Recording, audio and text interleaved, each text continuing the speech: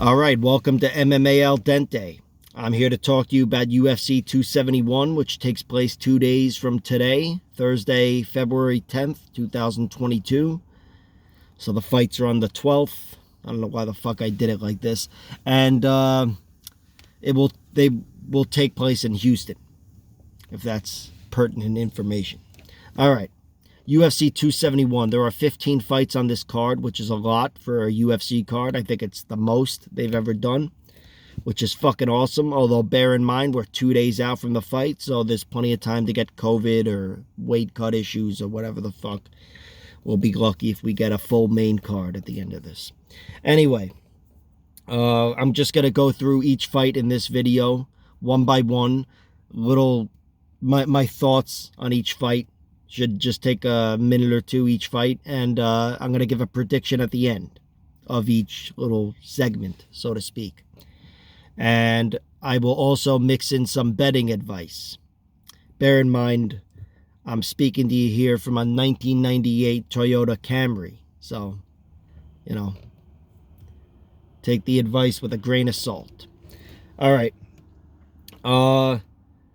Starting at the top, we're going with Israel Adesanya versus Robert Whittaker. I really like this fight. I can say that the winner of this fight is the best in the division, which you could say, I guess, for all title fights, but I absolutely believe it to be true, that the winner of this will have essentially cleaned out the division. You could say that, there are guys that each one of them has to fight. Israel's got to fight Cannonier or whatever. But Robert Whittaker and Israel Adesanya have cleaned out the division together, and Israel's beaten Rob. The winner of this fight is the greatest, and I'm kind of favoring Izzy, as most people are. I expect Israel Adesanya to be just sharper on the feet, really tough to handle on the feet for Robert Whittaker. After seeing that first fight, look, Whittaker's got great striking. He's great everywhere, but Israel Adesanya has the advantage on the feet. He's sharper, he's quicker. I can't say he's got the better chin, although I think he does. But I won't go as far as to say that that's settled, who has the better chin here, even though Israel knocked Rob out. But overall, I just think he's the better striker. Better offense, better defense. He's longer. He's got a lot of range. And he's slick as fuck. Robert Whittaker can absolutely win this fight, and I do think he's the best fighter in the division aside from Israel. But he's got to be able to use wrestling in this fight, and he's got to use it wise, very tactically. I think for Robert Whittaker to win this fight, he's going to have to follow the Jan Blachowicz game plan. Meaning, and really, that sounds so easy to say, yeah, you'll beat him if you do exactly what Jan did. But really what I'm saying is that he's got to avoid wrestling early. I think if he comes out there and the game plan is to get that takedown early, that's going to throw him off. That's going to be discouraging. It's going to fatigue him. It's going to fluster him. I think the takedowns, he's better off fighting more cautiously on his feet and trying to hit a takedown in the middle of the fight. And hopefully he's been working on his wrestling and jiu-jitsu, because I'd like to see a real battle. If he got on the ground, I'd like to see dominance from Rob. Just to add a wrinkle to this fight. And look, we may not need wrinkles. Rob's got enough striking to take anybody out on the feet. But like I said, I favor Izzy strongly. Just after watching that first fight again, I just feel like, on the feet, Israel wins. He's going to be winning on points, and the knockout should come to him first. My pick in this fight would be Israel Adesanya to win. I think it'll be in the middle of the fight in the third round. But generally speaking, I wouldn't be surprised if this fight went longer. And even if it went to a decision, despite both their, offensive prowess. I do expect it to be a more tactical fight. I do think Rob is going to be more measured.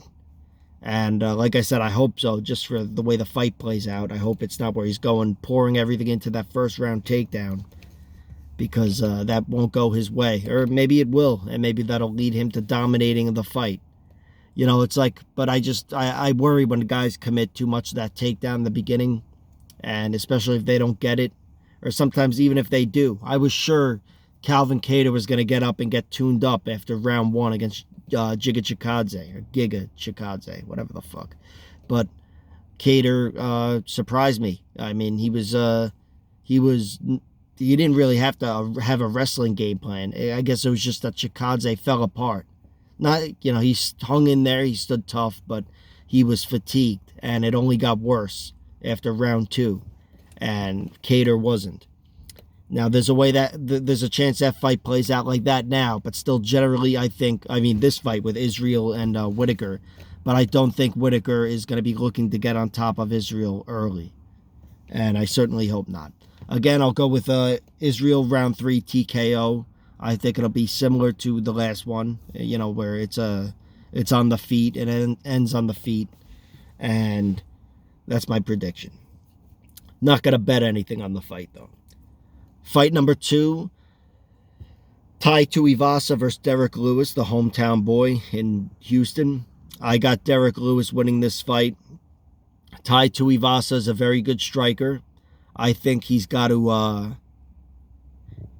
go to the body against Derek Lewis. I mean, he's got speed. Who doesn't have speed against Derek Lewis? But you don't want to get too close to that guy. And Derek Lewis is tough as all fuck, aside from his body, maybe.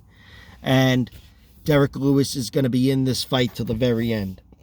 I think, Ty will be winning. I don't know how long the fight will be going, but I think Ty will be winning until he loses. I just think Derek Lewis is going to crack him. He's got that power that he carries with him all the way till the last 10 seconds of a 3-round fight. And there will be moments when Ty is just vulnerable and he can't escape the beast. Derek Lewis he's in no real danger on the ground in this fight, which makes it a unique Derek Lewis fight. And neither is Ty, really, which makes it unique for him. Although, I guess Ty is in more danger. That didn't even occur to me till just now, but Derek Lewis has a really good top game in MMA. I don't want to make him sound like fucking Josh Barnett or BJ Penn, but he's big, strong as fuck, he's heavy, and he's got a good mount. A nice heavy mount, and if he could get that, I think that's the end of the fight.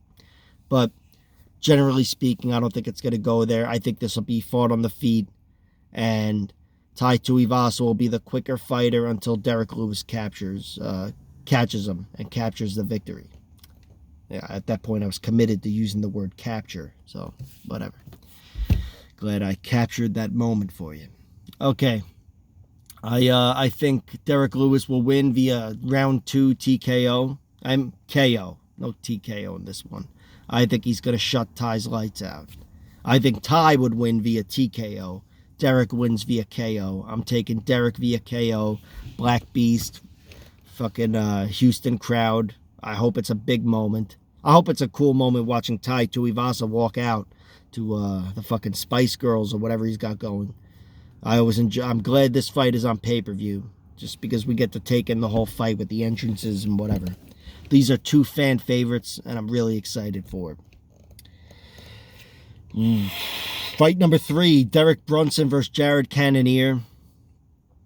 I'm a Brunson guy. I'm a Derek Lewis guy, too. I should have mentioned that, I guess. But I'm a Derek Brunson guy. He's probably my favorite middleweight.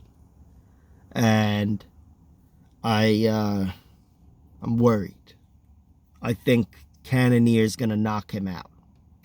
That's what I think. Jared Cannonier, he's been out-wrestled, he's been wrangled and laid and prayed before, but not that he was laid and prayed against like Glover Teixeira or Jan Blachowicz or whatever, but he's been out-grappled anyway.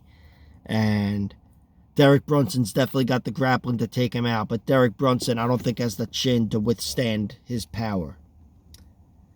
And I don't even know if Derek Brunson's been knocked out completely before, but he's been TKO'd and knocked around silly in multiple fights.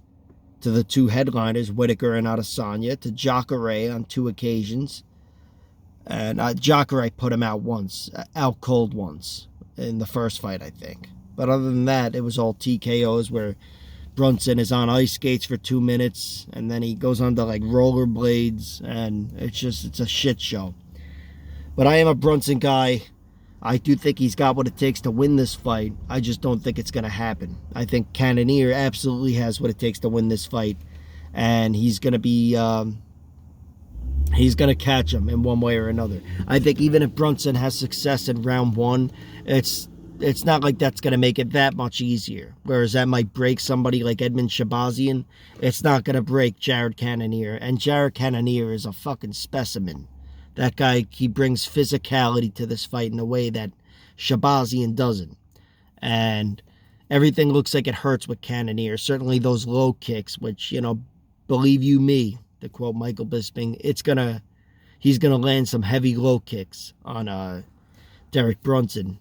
But yeah, I'm hoping Brunson can get it done. That'd be a nice decision victory, potentially a knockout. Brunson has that left hand, but I'm seeing ice skates. I'm envisioning ice skating.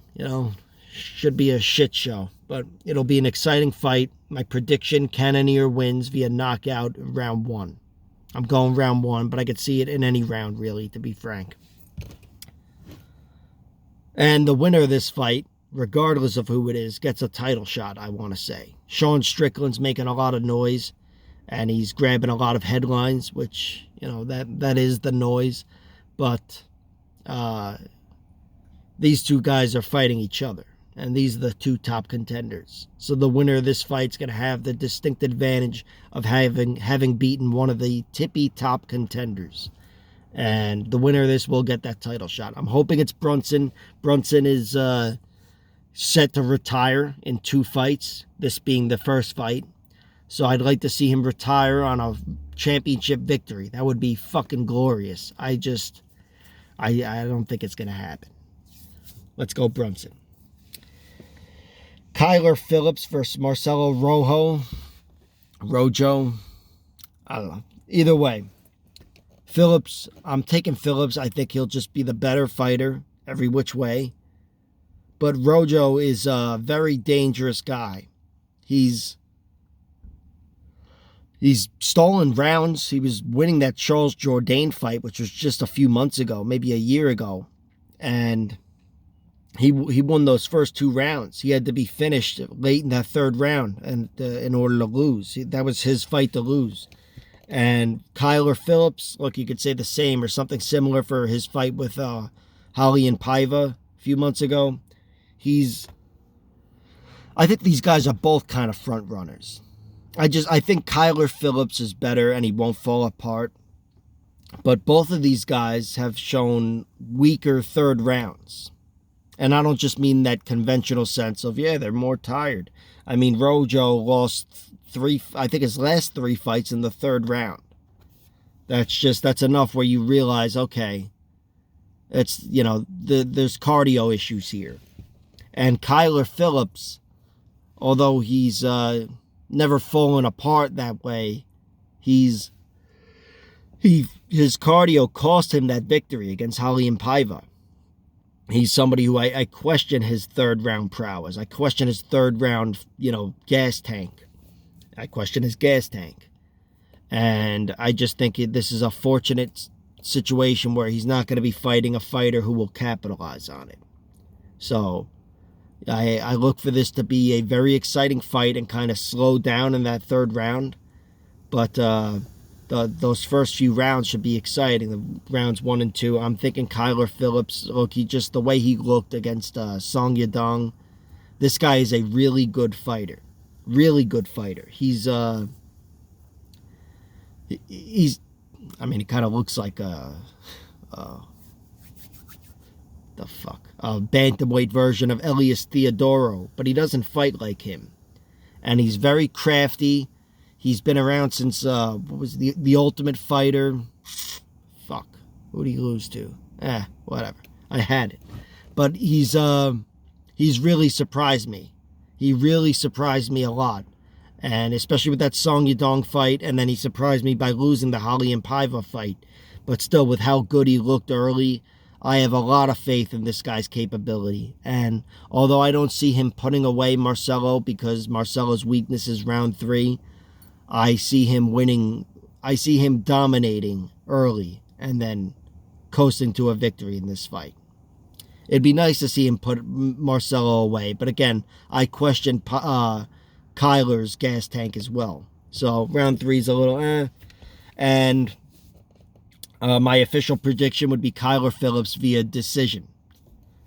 And that's where I'm going with this.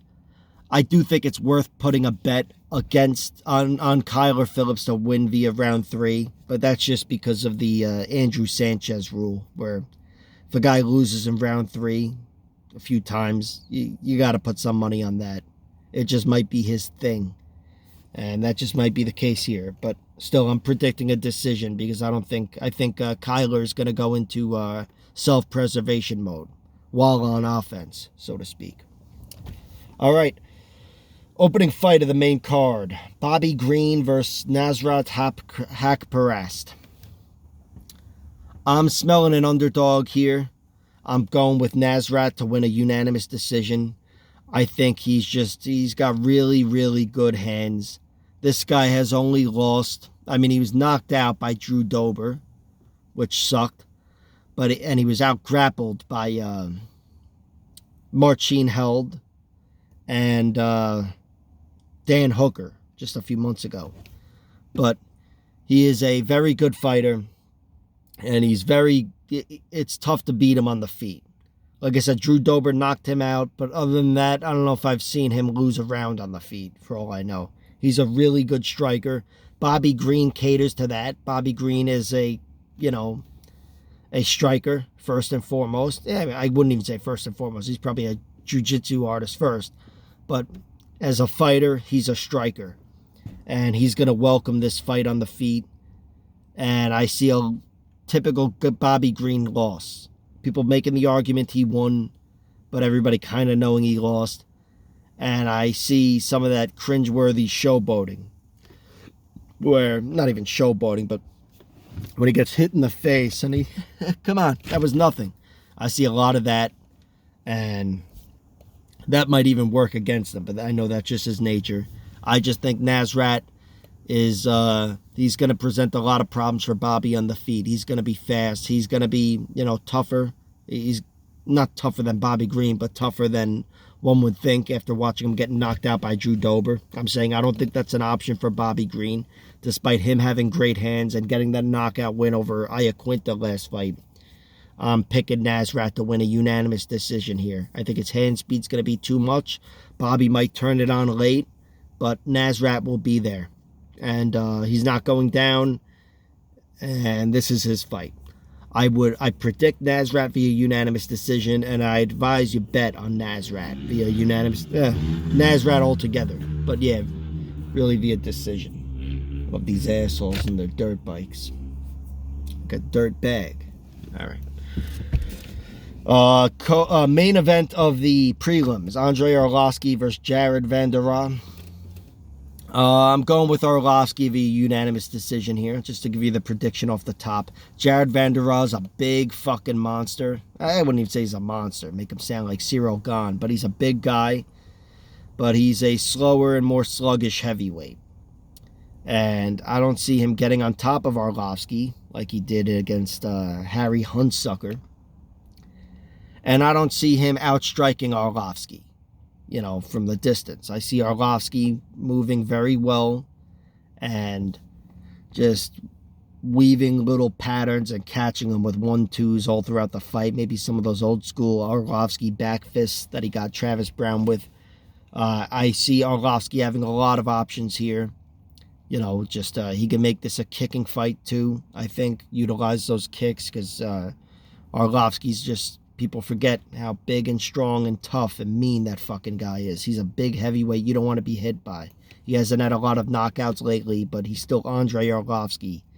And I think Andrei's going to win unanimous decision here. Undisputed 3-round decision. He's going to win all 3 rounds. I could be wrong about this, and we've seen Arlovski go up against a lot of younger fighters lately. I suppose I might have said something similar like this about his fight with Augusto Sakai and whoever the hell else, every one of them.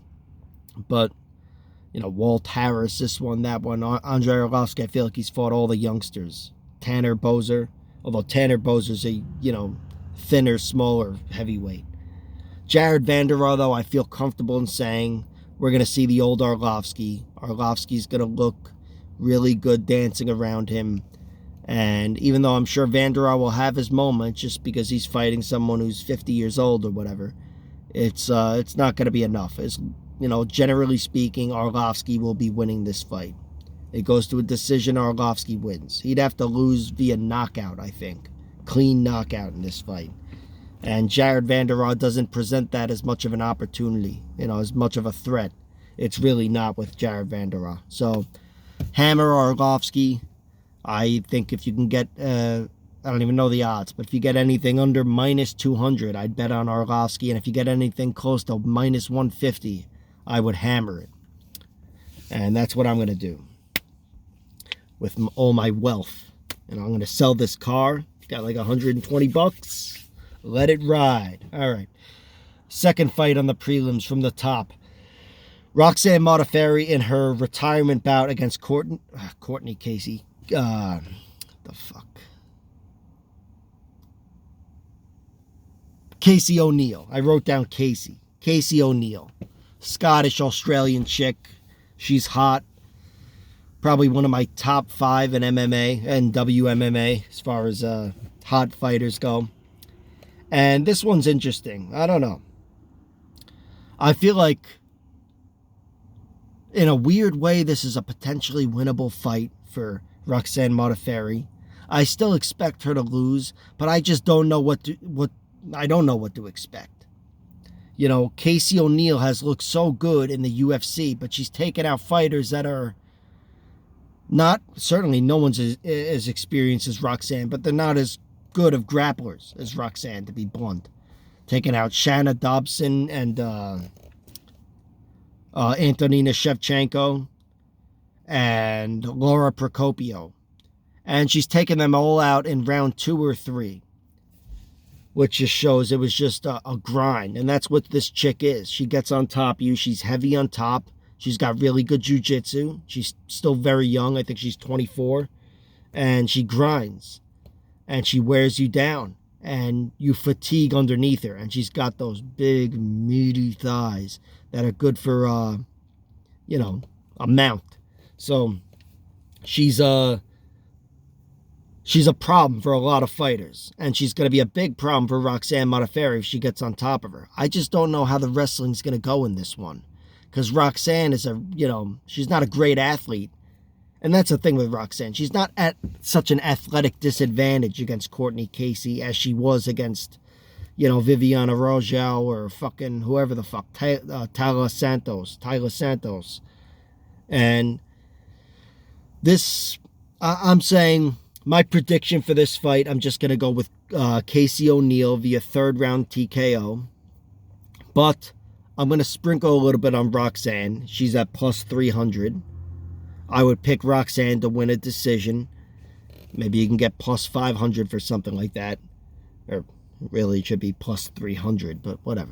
I'd bet on Roxanne. I'm going to sprinkle a little bit on Roxanne, and I'm also going to play the 3rd round prop of Casey O'Neill.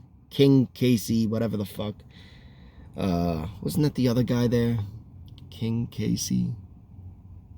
Whatever. I'm going to be betting on Casey to win via 3rd round TKO, which should be significant, plus 1,600, something like that. I just think when a fighter is shown that, she's a grinder and a finisher, it's always worth betting on the 3rd round. Always. You just get such great odds. You do that once every 3 fights, you're going to win money.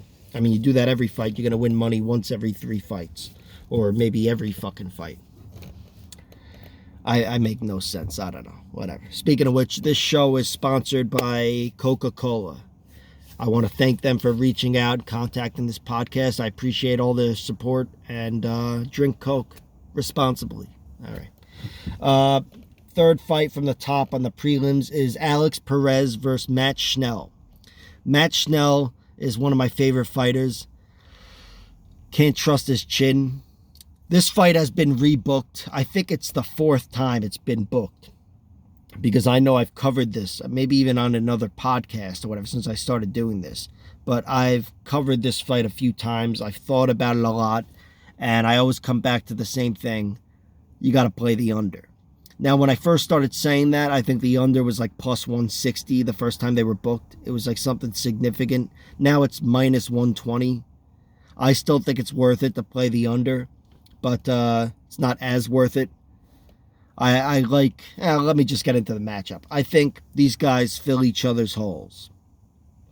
It's the gayest fucking thing I'll ever say. You have my word on that. But Matt Schnell... So one time I was sucking a guy's dick, and he... No, all right, that's the gayest thing I ever said. Never sucked a dick. Okay, let's move on. Matt Schnell has the grappling, especially off his back, where other fighters don't. He's got the submissions, specifically, the submission moves to tap out Alex Perez. He's got the grappling chops. Perez has the striking chops, and not even like he's the big... striker first and foremost, but he's got the striking prowess and the ground and pound to knock Matt Schnell out. I think this fight, these guys play right into each other's strengths, hence the filling of the holes and all that. I would really, I'd be surprised if this made it to a decision. My prediction, if I had to give you one, would be Perez via knockout. Clean knockout, like whether it's on the ground or standing up, although I think it'd be on the ground in round 2. I don't know if that's how it's going to go. I'd love to see Matt Schnell hit a submission, especially off his back. And I do think there's a strong possibility of that. Not as strong as Perez getting the knockout, but I think Schnell getting a submission is very likely. I do think the under is still worth it. It's not as worth it as it was when the odds were better, but I still think it's worth it for this being, essentially a coin toss. Is this fight going to be finished or not? It's going to be finished. I would take that in a heartbeat. But I also like Matt Schnell winning. At the money line, plus 300, I think there's a chance if they're on the feet for 15 minutes. If they're on the feet for 15 minutes, I actually think Matt Schnell wins the fight.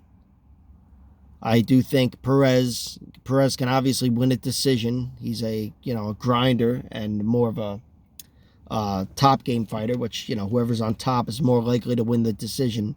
But Matt Schnell, on his feet, he's very slick. He's slicker on the ground, but on his feet, he's very slick and he's a comfortable striker. I could see him having a lot of success against Perez if he doesn't get his legs chopped off. I do think, like everybody else, Alex Perez has incredible low kicks. He took out UCA Formiga, or Juicy Formiga, or Juicy Smollett, or whatever. And that could be a problem for Matt Schnell, not even in the long run taking him out, methodically, but just in the short run. That could be enough for somebody like Matt Schnell, who's a long, tall fighter, getting chopped down. And he's a guy who relies on that movement. He's always going backwards. And if Alex Perez can chop him down, that can throw off his entire game plan, if not TKO him with leg kicks. So there's a lot there. But I do think Matt Schnell, between the grappling prowess, the submission specialist, he's a submission specialist. And his submissions, he's got 2 triangles in the UFC. I think there's the last 2 victories over Jordan Espinoza and Louis Smolka. He's good enough to catch Perez. And on the feet, like I said, depending on how the fight plays out, I see Schnell being the slicker striker. Perez is more of a kill you with my kicks and knock you out with my punch type of guy.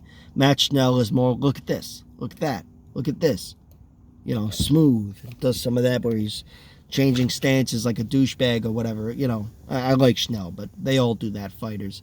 But Matt Schnell is more like that. And I see him being the slicker striker. Doesn't mean he's the better striker, but he's slicker, and there's an avenue for him to win on the feet. So again, my official pick is Perez via knockout round 2 on the ground. I would also bet on Matt Schnell winning via submission in round 1. If there's that prop bet, you could probably get really good odds. And I would also bet on Matt Schnell money line, because that covers a decision if it goes Schnell's way. Pretty much anything but Perez via decision I like in this fight. And all right, first fight of the prelims, the televised prelims: William Knight versus Maxim Grishin. This is a weird one. I like William Knight, but I don't know. He's obviously limited physically. I say that I'm aware the guy's built like a brick shit house. He's got, in some ways you'd say he's, whatever. He's got all the other fighters envious of how he looks. But just functionally, a guy that's, whatever he is, 205 pounds, 5'6" or whatever. It's like, it's insane that this guy's fighting such big guys. His legs are fucking big. Don't get me wrong. I see how he weighs 205 pounds, but he's still going to be fighting guys that are much bigger than him, much taller. And Maxim Grishin is the type of fighter who's able to capitalize on that. I see Grishin winning this fight via unanimous decision. I'm not going to bet on it, but generally speaking, I just think Maxim Grishin's a comfortable striker. William Knight is not really. He's an explosive guy, and I'm hoping to see at least one explosion out of him early, because what good's an explosion if it's not in round one? And I'd like to see this hit the ground, but generally speaking, over the course of 15 minutes, I've got Grishin winning the majority of that fight with his jab. I've got him winning that fight on the feet, keeping his distance, and I don't even know the reach disadvantage or the reach advantage here, but it's fucking huge. And that's just how I see the fight playing out. Again, William Knight's explosive. He's able to make things happen. I'd love to see him even win a decision with grappling here, just with timely takedowns. But I'm expecting him to lose. No bet, but prediction is Grishin via decision. Then we go to Ronnie Lawrence versus Mana Martinez. I don't know. I feel like the hype is going one way. Ronnie Lawrence should be better everywhere, I hear. I'm kind of inclined to pick Mana Martinez, or at least bet on him to win via round one knockout. I think, Ronnie Lawrence has never been knocked out, but Ronnie Lawrence should be the better wrestler, and he's a really good striker, like a wrestle boxer, so to speak. He moves in and out, and he's so quick and elusive, and once he comes in for that takedown, he usually gets it. The guy's a beast. This Mana Martinez, though, he's more of a bat out of hell type of guy, first round knockout, and he's a capable fighter himself. Like I said, I see him generally being, like everybody else, I see him being the inferior technical fighter, especially when you include wrestling. But I'm still, I don't know, these guys are so young and inexperienced, and it's such a fucking, there's so many unknowns. I'm inclined to pick Mana Martinez to win via round one knockout. So that's going to be my pick. I'm not going to bet on it, and I know maybe I'll bet on Johnny Lawrence to win a decision. Johnny Lawrence, fucking Cobra Kai. Ronnie Lawrence, excuse me. Because I saw Ronnie Lawrence fight, and he looked really good.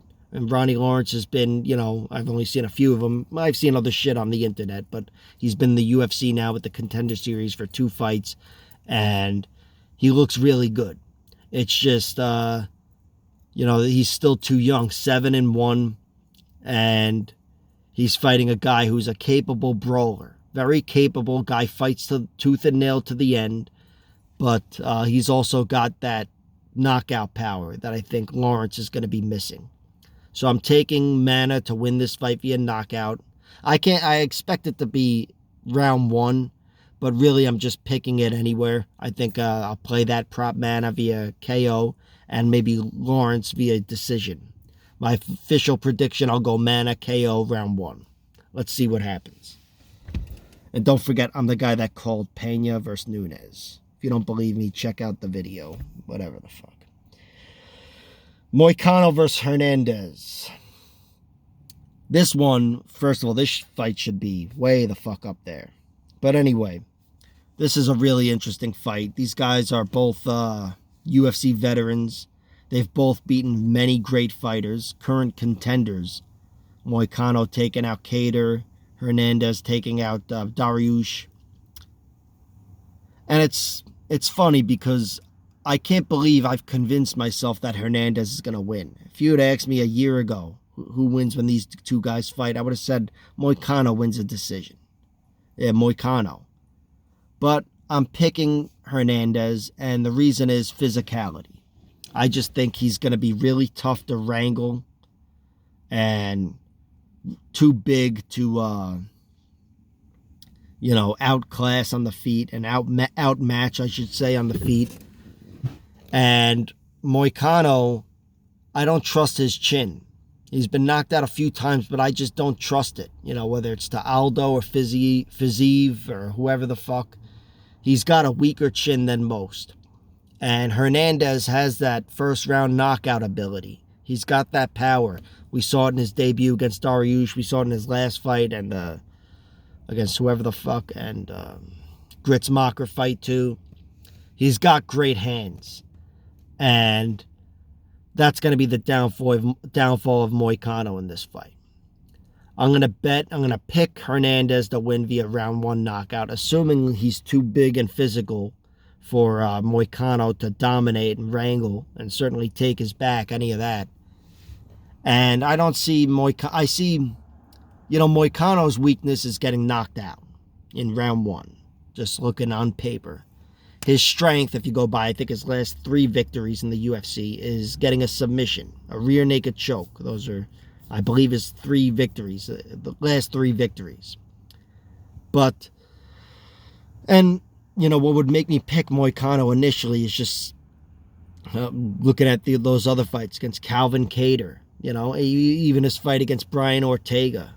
It was tooth and nail to the very end when he got guillotined. And Hernandez, I don't think that's an option for him, a guillotine, but I think he really fills that hole, the first round knockout hole. That's in Moicano's ship, so to speak. Now I'm getting into ships and real analogies here. But he's, Moicano is going to be in trouble dealing with Hernandez in round 1. That's what I think, and I think it'll lead to a knockout. If he doesn't get that knockout, I think Moicano takes over and wins a decision. My official prediction, Hernandez knockout round 1. My advice for betting, Hernandez knockout round 1, Moicano via decision. I don't think he could rear naked choke him even to the end. Hernandez has shown an ability to survive tooth and nail fights with, who the fuck is calling me? Tooth and nail fights with a bunch of them. Francisco Trinaldo, even Cowboy Cerrone, although he got his ass kicked in that one, finished. But he's tougher than he looks, and I think Moicano's not going to have what it takes to beat him down or strangle him. So I'm taking Hernandez round 1 knockout. Gotta wait for this asshole to stop calling me. All right, there we go. Yeah, no shit. Next fight, Carlos Ulberg versus Fabio Cherant. Poor Fabio. Is it Fabio? Either way. I'm taking Ulberg via knockout round 1. I just think he's going to be too big, strong, and powerful. Cherant's got to get this fight to the ground. I don't know if he's got the wrestling prowess to get it to the ground, and certainly not to make a thing out of it. And if he gets it to the ground, I don't know if he's going to be able to finish him. He's Fabio Cherant. He's at a significant disadvantage on his feet. Theoretically, he's got the grappling advantage, but physically, he doesn't have an advantage here. And this guy isn't, the fuck's his name? Myron Dennis. He's the other kickboxer that Cherant beat a few years ago. He's veteran in MMA and everything, but that guy's not built like Carlos Ulberg. And Ulberg, despite showing the weaknesses in his game, or some of the weaknesses in his game in his last fight to Kennedy, he's going to be too much for Cherant. He poured it on Kennedy. He's poured it on everybody. I just see a violent first-round knockout here. I hope Cherant can get into it and mix things up right away and get a takedown. This is a fight where he's going to need a takedown early. I don't think it'll come more easily as the fight goes on. I think he's got to get this down and get this fight to the ground and take the fight out of Ulberg by making him uncomfortable. Fight in positions he's not used to and he's scared. But Ulberg is a big monster, 6'4", I'm sure, training at City Kickboxing, he's been training really hard on grappling defense and wrestling defense, especially the wrestling defense. And he's going to be too much on the feet. Could be wrong, but my prediction and bet would be Carlos Ulberg round 1 knockout. Maybe not bet. Bet is plus 190. I'm not going to go crazy there. Third fight from the bottom. AJ Dobson versus Jacob Malkoun. I don't know.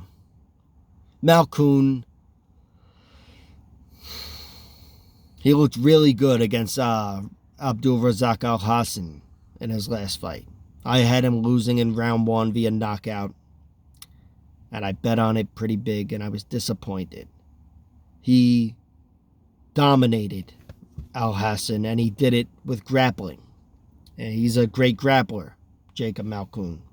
But he's fighting a guy, AJ Dobson, who's a younger fighter, grappler, but also, better athlete.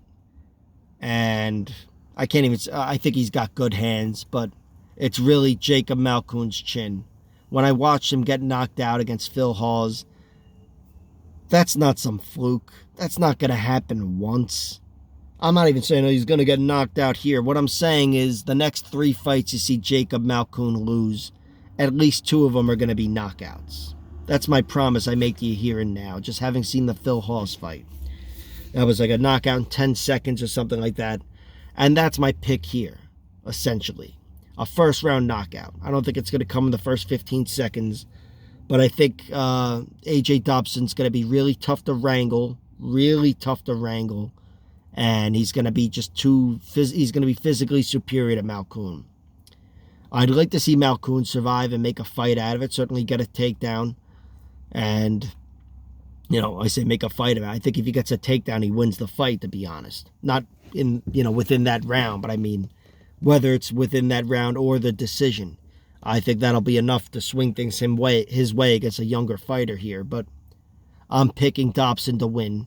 I think Dobson is, like I said, he's young and experienced guy. These are guys that are not, they don't have the biggest wealth of experience, but he's got advantages. And I'm just counting, sometimes I'll judge a fight based on fighter A's strengths. Oh, yeah, you see him, he knocks everybody out this way, he's going to win. Sometimes it's all about fighter B's weaknesses and deficiencies. And even though it's not a proven weakness, I think his chin is weak, Malkoun. I think he's going to have trouble on his feet. I'm predicting a first-round knockout. Also going to sprinkle a little bit of money on that. Fight 14. Sergey Morozov versus Douglas Silva de Andrade. This is a tough one. I'm not going to bet on this fight. I don't trust Morozov defensively. I think he's not as sound as even Douglas Silva de Andrade. But he's... my point is I'm picking him to win a decision. But I think he's got a lot of fallibility in a lot of different realms. And Douglas Silva de Andrade, his best chance of winning this fight, I guess, would be a knockout. He's got that power he carries with him all throughout the fight. We've seen him with a 3rd-round knockout, spinning back fist, I think. He carries that power with him, and he's a really good athlete who's always going to be dangerous, and he's got that explosion, but he doesn't have that wrestling. Not like Sergey does. I see Sergey winning this fight. I'm thinking he wins the fight via decision, and it becomes more of a boring affair with a lot of riding and foot sweeps and yada yada. And like I said, it's not a lock. I'm not betting on anything. That's just what I'm inclined to think here. Douglas Silva de Andrade, he's comfortable here. He moved up in weight. Now he moved down in weight, but he's got a great record in the UFC and outside the UFC and MMA altogether. But I just think this guy, Sergey Morozov, with a lot fewer fights, he's just on another level wrestling-wise. And if he's not put away over the course of 15 minutes, I see him winning the majority of that fight. Morozov decision. First fight of the night and the 15th fight from the top. Jeremiah Wells versus Mike Mathetha. Blood Diamond. I don't know if it's Mathetha. whatever. But anyway, this is tough to predict. I mean, this guy Blood Diamond is a killer kickboxer. He's got an incredible highlight reel. He's an incredible striker. Very dangerous, deadly, explosive, powerful. Every fucking adjective you've ever heard for a striker, you can put on this guy. But Jeremiah Wells is an underrated and very seasoned MMA fighter. This guy's composed. Jeremiah Wells, when I say seasoned, I make it sound like he's got 40 fights, as opposed to 10 or whatever. He showed a lot of composure in that win over Warley Alves. In a fight like that, I expect a guy like Wells to fall apart in round 2. If he doesn't make it to round 1, he should be the weaker fighter. Should be Warley exposing holes in his game. And instead, we got Jeremiah Wells coming out like a bat out of hell in round 2 and knocking him out cold. Jeremiah Wells also composed himself pretty well on his feet. He conducted himself well in all situations against Warley Alves. And it's just a guy like that's that comfortable. He trains in Philadelphia. He's one of Paul Felder's guys. He's a well-versed fighter, and he's been well-versed for a long time. So if a guy like that who's got a good health, good fighter health, and you don't expect him to be knocked out, if that guy is going up against a kickboxer, and I know he's a kickboxer who's trained MMA and this and that and whatever the fuck, he's got 3 MMA fights. That's a kickboxer. I just think Jeremiah Wells should win this fight somewhere in the middle of the fight and on the ground. That's my prediction. Jeremiah Wells in the middle of the fight on the ground. I'll take round 2 TKO. Not going to bet on it, though. But yeah, that's those are the predictions and the bets and whatever the fuck for the fight card. I hope you guys enjoyed it. And I hope we enjoy some good fights. I'll be sitting in my bathrobe on Sunday morning looking to review everything for you. So, enjoy. Enjoy that Tai Tuivasa walkout. Ciao.